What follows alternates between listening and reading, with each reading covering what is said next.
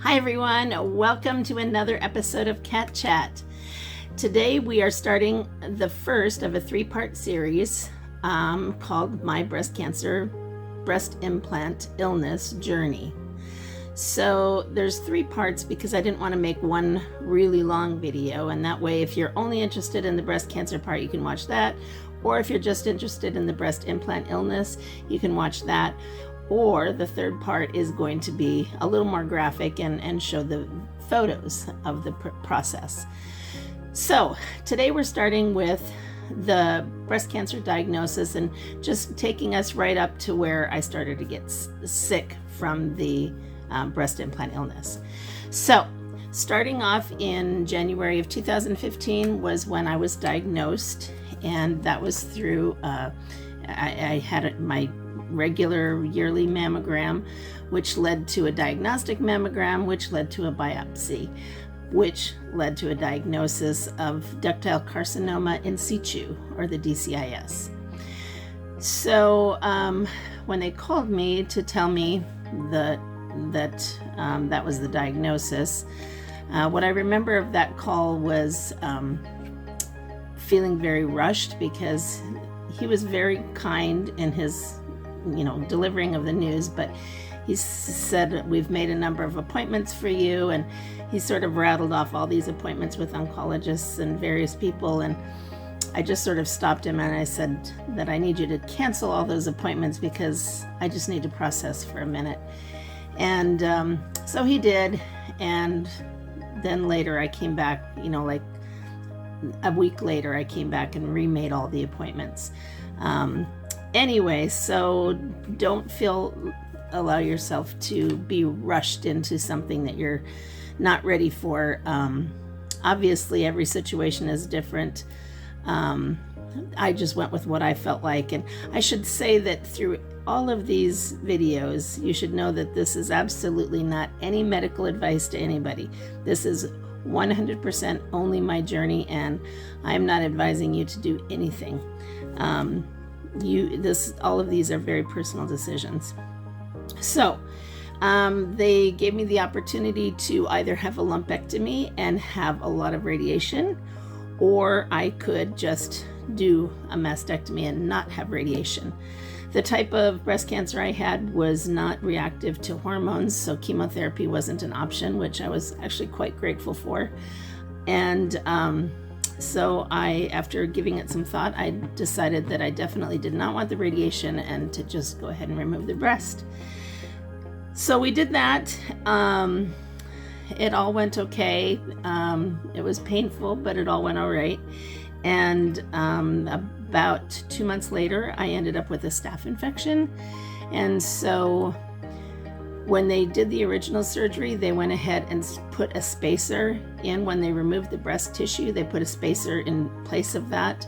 And that starts the reconstruction process, because I had already made the decision that I was going to do breast reconstruction. And that spacer is like a donut shape, and then they keep adding fluid to it every so often, depending on how quickly you want to do it. And it has roughly edges, because that keeps your tissue irritated so that it doesn't adhere and sort of close around it. So it keeps it kind of loose and fluid in there. So it's quite painful. I wasn't prepared for how painful it was going to be.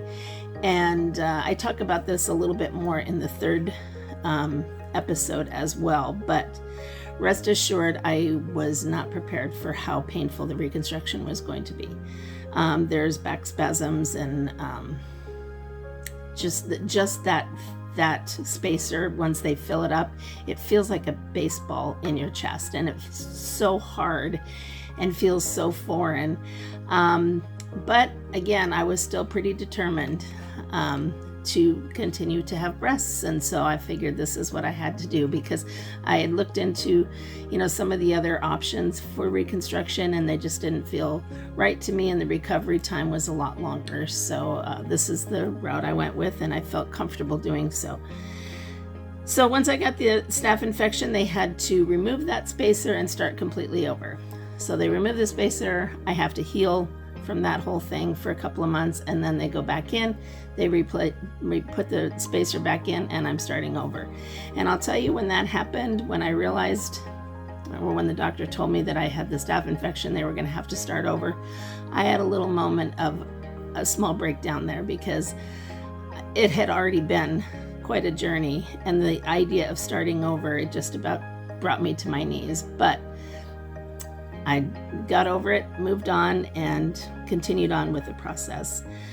So I won't go through every single gory detail here, but altogether I have had 6 surgeries for all of this, and in the end I'm still flat. And we'll kind of get to that a little later. But anyway, at one point they did put a small implant on the left side as well to create some symmetry, but that kind of backfired, and the right breast that they originally took off shrunk up, and so there was pretty big disparity in the sizes. But I just had to sort of get over that. And one of the things that they do also on the left breast, when they added that implant there for symmetry, they removed the nipple and then put it back on again, because just so it's pointing the right direction, I guess.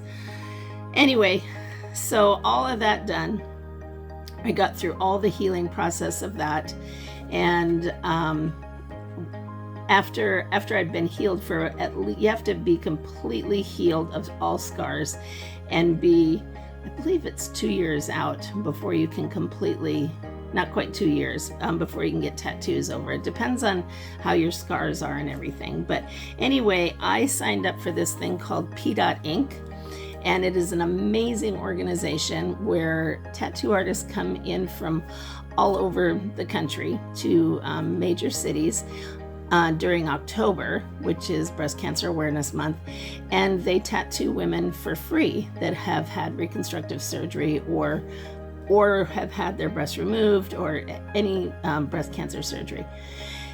And so there's a process of applying for that, and you can do that online, and there's deadlines, and you have to meet certain protocols and things. And I was thrilled that I got chosen for a candidate here in Seattle, and I was so excited about that, because I'd never thought about having a tattoo before. This is my very first tattoo, but I thought, oh yeah, I totally want to cover up these scars. That would be great. Anyway, so I went and did that, and you'll see, if you decide to watch the photos in part 3, you'll see the photos of that process. And so Johnny Heartbreaker is his tattoo name, and he did an amazing job. What a kind, sincerely talented artist he is, and very gentle, and he just did such an amazing job. He helped me with the design and came up with it, and he was just, I couldn't say enough good things about him. And he is a local artist here in Seattle, and so I will be providing a link to his business down below in the description, so look for that. Anyway, so I was really happy with the tattoos, and I felt really good about everything. And even though my breasts were very uneven, I was like, you know what, it's fine. And so life was pretty good until it started to not be good. And that's where things started going south, and the breast implant illness started to set in.